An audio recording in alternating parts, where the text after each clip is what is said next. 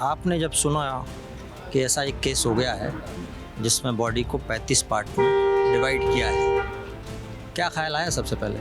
सबसे पहले तो यह है कि इसको सख्त से सज़ा मिलनी चाहिए सबसे ज़्यादा, और बाकी हैंग टू डेथ करे तो बढ़िया है। 1000 में से एक था जिसने एक काम कर दिया। इनसे कैसे बचें? इनसे कैसे बचें? 1000 बार सोचें ऐसा कदम लेने से पहले। फर्स्टली तो ये ह्यूमन बिहेवियर हो ही नहीं सकती। How can human be so inhuman to कि आप 38 पीसेज में किसी को काट रहे हो।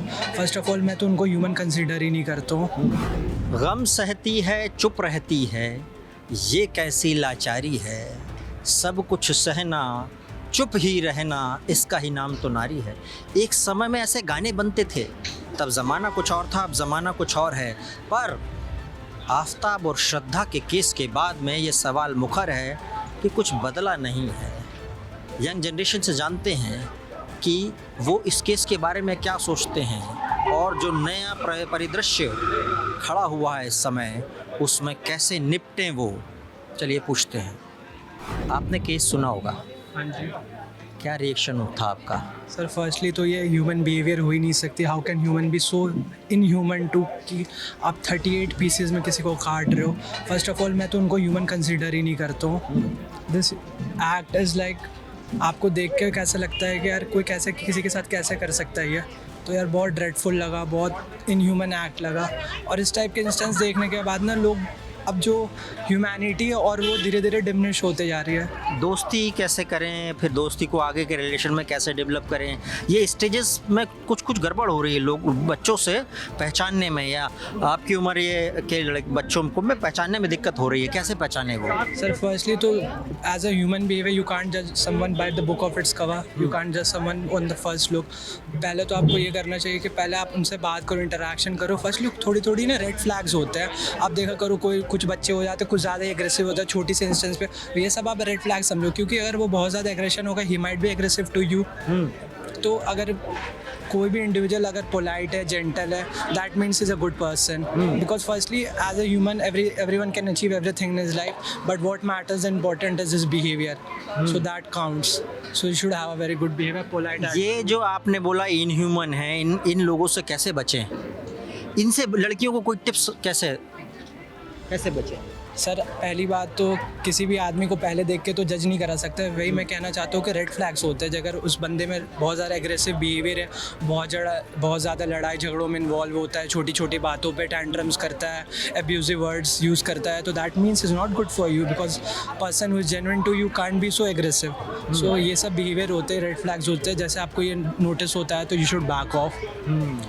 सो according to me that's also. घर वालों ने कुछ फ़ोन पे कहा आपको कि भाई जब लड़कियों के साथ इंटरेक्ट करना तो ऐसे करना वैसे करना, कुछ आपको कहा इस केस के बाद भी या उस केस के पहले?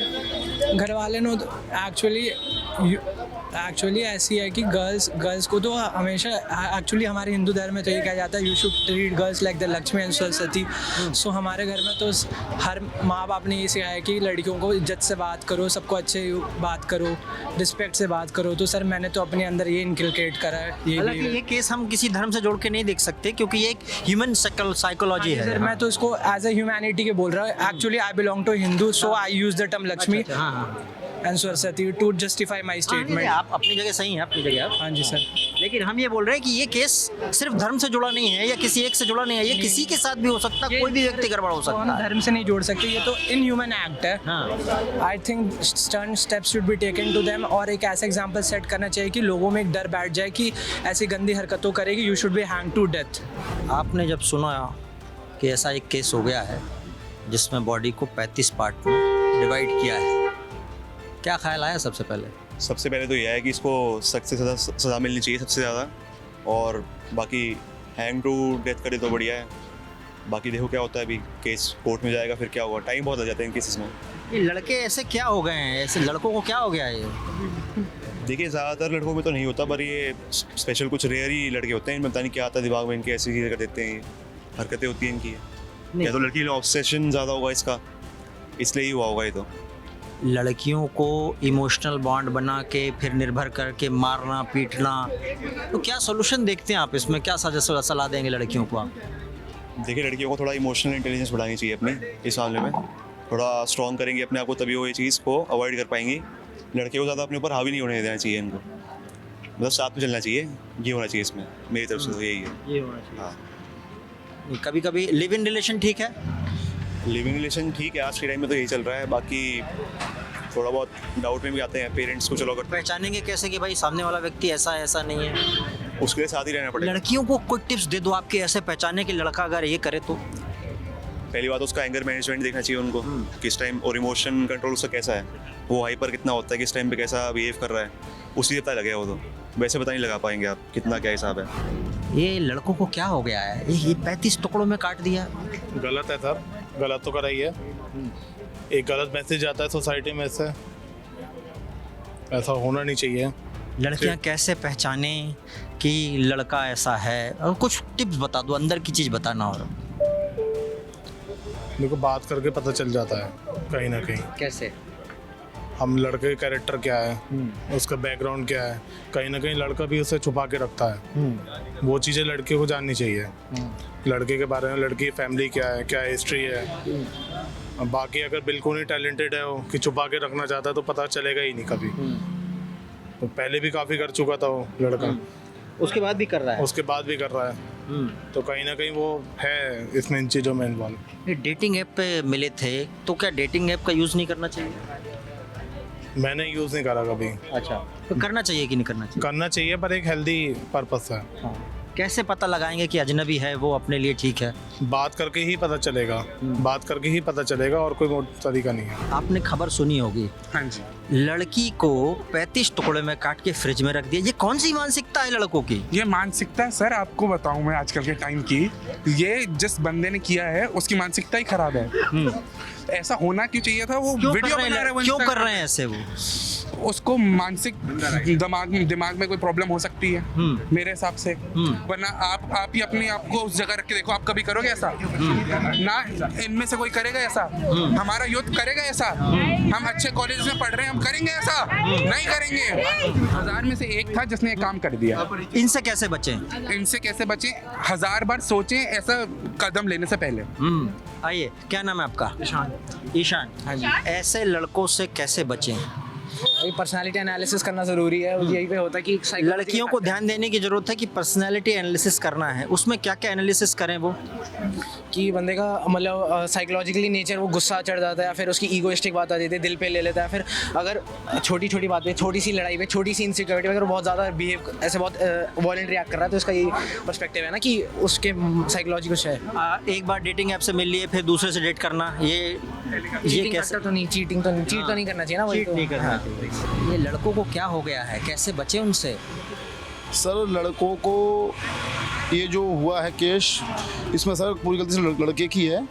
उसे और लड़की को भी देखना चाहिए था कि लड़का कैसा है। लड़की कैसे देखे, वो तो विश्वास कर ली। सर, लड़की तो उसके साथ में रह रही थी ना भाई, शुरू में तो पता नहीं पड़ा होगा उसको। जब वो 1 साल 2 साल उसके साथ रही, 3 साल उसके साथ रही, तब तो कुछ उसके बारे में उसको डाउट हुआ होगा कि ये पागल है, इसका दिमाग खराब है, कुछ तो यूज करता होगा, उल्टे से शब्द यूज करता होगा, गालियाँ या मारपीट। और उसने मारपीट भी की बीच में। वो दूसरी लड़की के साथ डेटिंग ऐप पे फिर से लग गया था, तो ये उसको पता ही पड़ा होगा, उसके मैसेज द्वारा, फोन के द्वारा, कहीं फोन का वी जा रहा होगा। लड़की को कई बार मालूम पड़ा होगा, अंदाजा लगा होगा लड़की को लड़का गलत है, तो उसको तो वैसे ही साइड हो जाना चाहिए था। बाकी लड़की समझ नहीं पाई उसके, तो फिर लड़का का दिमाग खराब भी तो होगा ना। इतना टुकड़ा कोई नहीं करता, इंसान तो करता ही नहीं। जो इंसान है वो तो ऐसा कर ही नहीं सकता, मतलब दिमाग उसका खराब ही हैवान नहीं है वो। ऐसे लोग हैवानी करते हैं। इंसान तो चींटी को नहीं मारना चाहता कि चींटी को भी मारे, वो बेचारा सोचता चींटी निकल रही है, पैर अपना दूर कर दूं मैं। वो तो लड़की को समझना चाहिए था कि बंदा खराब है भाई, गालियां दे रहा है, मारपीट कर रहा है, बदतमीजी कर रहा है, जबरदस्ती कर रहा है, कहीं जाओगे नहीं। पेरेंट्स का कहना ना मानना भी दिक्कत है इसमें आपको? बिल्कुल दिक्कत है पेरेंट्स के ना मानना। पेरेंट्स इतनी मेहनत करते हैं अपने बच्चों के लिए, बेचारे रात दिन मेहनत करते हैं पेरेंट्स कि हमारे बच्चे पढ़ें, हमारे बच्चे बड़े होकर के अच्छे बने। हर माँ बाप यही सोचता है अपने बच्चों को लेकर के। बाकी बच्चे बड़े हो जाते हैं, तो नहीं उनको बच्चे माँ बाप भी पढ़ाते हैं बच्चों को कि पढ़ लिखे कुछ बने हमारे बच्चे, वो पढ़ लिखे बच्चे अपने माँ बाप नहीं सुनते, ये एक गलती है। उनको माँ बाप सुननी चाहिए ना कि हमारे बाप ने हमें किस तरह पाला है, हमारे लिए कितनी मेहनत करी है, हमारे लिए कितनी, आज मैं भी हूँ, मैं भी किसी बच्ची का बाप हूँ। उस लड़के के लिए और लड़की के लिए क्या कहेंगे आप लास्ट में? लड़के के लिए और लड़की, ऐसे लड़कियों को ऐसे लड़कों से दूर रहना चाहिए लड़कियों को। नहीं, आप क्या होना चाहिए सजा?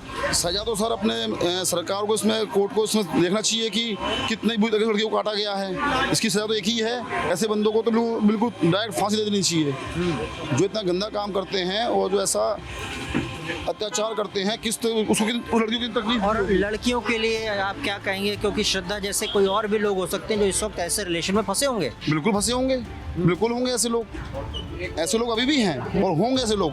तो लड़कियों को भी, ऐसे लोगों को अभी भी समझ जाना चाहिए कि लड़का हमारे लायक नहीं है और लड़कियों को उन लड़कों से अभी भी किनारा काट लेना चाहिए। ऐसा ना हो कि कोई दूसरी श्रद्धा बन जाए, तो ये चीज़ जरूरी है। क्या नाम है आपका? मेरा नाम राम है, मैं ये आवानी दूसरी श्रद्धा पैदा ना हो, इसके लिए काम करना जरूरी है।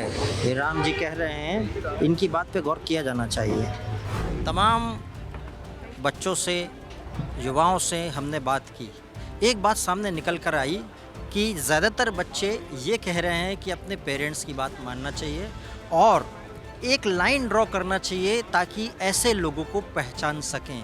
वो लाइन कुछ भी हो सकती है, जैसे वो गलत शब्द का यूज़ कर रहा हो या मार रहा हो या एग्रेसिव हो रहा हो।